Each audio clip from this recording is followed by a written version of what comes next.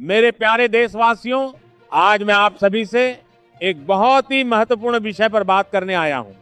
ये विषय सीधे आपके घर की रसोई से जुड़ा हुआ है, आपके परिवार की सुविधा से जुड़ा हुआ है और देश के करोड़ों एलपीजी गैस उपभोक्ताओं से जुड़ा हुआ है।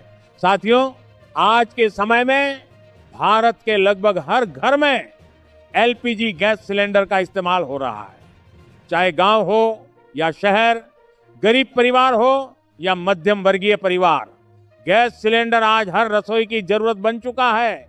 लेकिन पिछले कुछ समय से देश के अलग अलग राज्यों से ऐसी खबरें सामने आ रही थी कि कई जगहों पर गैस सिलेंडर की डिलीवरी में गड़बड़ी हो रही है। कहीं गलत लोगों तक सिलेंडर पहुंच रहा है, तो कहीं असली उपभोक्ताओं को समय पर गैस नहीं मिल पा रही है। कई जगहों पर तो घरेलू गैस सिलेंडर का गलत इस्तेमाल भी किया जा रहा था। इन्हीं समस्याओं को देखते हुए भारत सरकार ने गैस वितरण प्रणाली को और ज्यादा पारदर्शी, सुरक्षित और व्यवस्थित बनाने के लिए कुछ नए नियम लागू करने का निर्णय लिया है। मेरे प्यारे देशवासियों, अगर आपके घर में भी एलपीजी गैस सिलेंडर का इस्तेमाल होता है, तो इन नए नियमों के बारे में जानना आपके लिए बेहद जरूरी है, क्योंकि अगर इन नियमों का पालन नहीं किया गया तो आने वाले समय में गैस सिलेंडर लेने में आपको परेशानी का सामना करना पड़ सकता है। इसलिए आज मैं आप सभी को गैस सिलेंडर से जुड़े 5 महत्वपूर्ण नियमों के बारे में विस्तार से बताने वाला हूं। साथियों, सबसे पहला और सबसे महत्वपूर्ण नियम है केवाईसी यानी पहचान सत्यापन का नियम।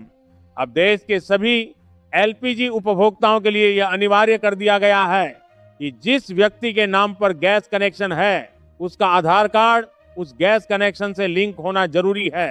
चाहे आपका गैस कनेक्शन इंडियन गैस का हो, भारत गैस का हो या एचपी गैस का हो, ये नियम सभी पर समान रूप से लागू होगा। आज आधार कार्ड देश की सबसे महत्वपूर्ण पहचान बन चुका है। सरकार का उद्देश्य ये सुनिश्चित करना है कि गैस सिलेंडर केवल उसी व्यक्ति तक पहुंचे जिसके नाम पर वास्तविक कनेक्शन है। इसलिए अगर आपने अभी तक अपने गैस कनेक्शन की केवाईसी पूरी नहीं कराई है, तो जितनी जल्दी हो सके अपनी नजदीकी गैस एजेंसी में जाकर ये प्रक्रिया पूरी कर लें। जब आप केवाईसी कराने जाएंगे तो वहां आपका आधार कार्ड और आपके मोबाइल नंबर का सत्यापन किया जाएगा।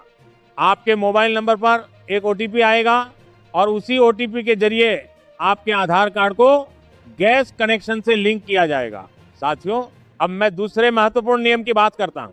यह नियम गैस सिलेंडर की डिलीवरी से जुड़ा हुआ है। अब देश के कई हिस्सों में ओटीपी आधारित डिलीवरी सिस्टम लागू किया जा चुका है और धीरे धीरे इसे पूरे देश में लागू किया जा रहा है। इसका मतलब यह है कि जब आप गैस सिलेंडर बुक करेंगे और जब सिलेंडर डिलीवरी के लिए आपके घर भेजा जाएगा, उसी समय आपके रजिस्टर्ड मोबाइल नंबर पर एक ओटीपी भेजा जाएगा। जब डिलीवरी बॉय आपके घर सिलेंडर लेकर आएगा, तब आपको वह ओटीपी उसे बताना होगा। लेकिन मेरे देशवासियों, यहाँ एक बात का विशेष ध्यान रखना जरूरी है। जब तक सिलेंडर आपके घर तक नहीं पहुंच जाता, तब तक किसी को भी ओटीपी नहीं बताना है, क्योंकि अगर आपने पहले ही ओटीपी बता दिया तो सिस्टम में डिलीवरी पूरी मान ली जाएगी और बाद में आपको समस्या हो सकती है। अब मैं तीसरे महत्वपूर्ण नियम के बारे में बताता हूं। ये नियम गैस सिलेंडर की बुकिंग अवधि से जुड़ा हुआ है। पहले कई जगहों पर लोग कभी भी अगला सिलेंडर बुक कर लेते थे, लेकिन अब व्यवस्था को संतुलित बनाए रखने के लिए यह तय किया गया है कि एक सिलेंडर बुक करने के बाद अगला सिलेंडर बुक करने के लिए कम से कम 25 दिन का अंतर होना चाहिए। इसका मतलब यह है कि अब आपको गैस का उपयोग थोड़ा सोच समझकर करना होगा। सरकार का उद्देश्य यह है कि देश के सभी उपभोक्ताओं को बराबर और समय पर गैस उपलब्ध हो सके। अगर आप समय पर बुकिंग नहीं करेंगे और आखिरी समय तक इंतजार करेंगे, तो कभी कभी डिलीवरी में देरी भी हो सकती है। इसलिए मेरी आप सभी से अपील है कि जैसे ही 25 दिन पूरे हो, तुरंत अगला सिलेंडर बुक कर दें। साथियों, अब बात करते हैं चौथे नियम की, जो गैस सब्सिडी से जुड़ा हुआ है। सरकार ने यह तय किया है कि गैस सब्सिडी का लाभ उन्हीं परिवारों को मिलेगा जो वास्तव में इसके पात्र हैं। खास तौर पर प्रधानमंत्री उज्ज्वला योजना के तहत आने वाले गरीब परिवारों को ही प्रति सिलेंडर लगभग 200 से 300 रुपए तक की सब्सिडी दी जा रही है। कई सामान्य उपभोक्ताओं के लिए सब्सिडी को सीमित किया गया है या बंद भी किया गया है। इसके पीछे सरकार का उद्देश्य यह है कि जो लोग वास्तव में आर्थिक रूप से कमजोर हैं, उन्हें ही इस योजना का पूरा लाभ मिल सके। और अब मैं 5वें और अंतिम नियम की बात करता हूं। ये नियम एक परिवार में गैस कनेक्शन की संख्या से जुड़ा हुआ है। अब सरकार ने यह साफ कर दिया है कि एक परिवार में केवल एक ही गैस कनेक्शन मान्य होगा। पहले कई मामलों में देखा गया कि पति और पत्नी दोनों के नाम पर अलग अलग गैस कनेक्शन ले लिए जाते थे, लेकिन अब आधार सत्यापन के माध्यम से अगर ये पाया जाता है कि दोनों कनेक्शन एक ही परिवार से जुड़े हुए हैं, तो उनमें से एक कनेक्शन रद्द किया जाता सकता है।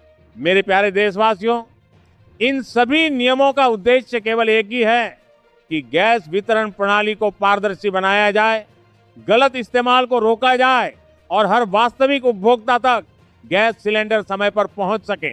मुझे पूरा विश्वास है कि आप सभी इन नियमों का पालन करेंगे और देश की इस व्यवस्था को मजबूत बनाने में अपना योगदान देंगे। अगर ये जानकारी आपको उपयोगी लगी हो तो इसे अपने दोस्तों, रिश्तेदारों और पड़ोसियों के साथ जरूर साझा करें, ताकि हर गैस उपभोक्ता तक ये जरूरी जानकारी पहुंच सके। बहुत बहुत धन्यवाद। भारत माता की जय। वंदे मातरम।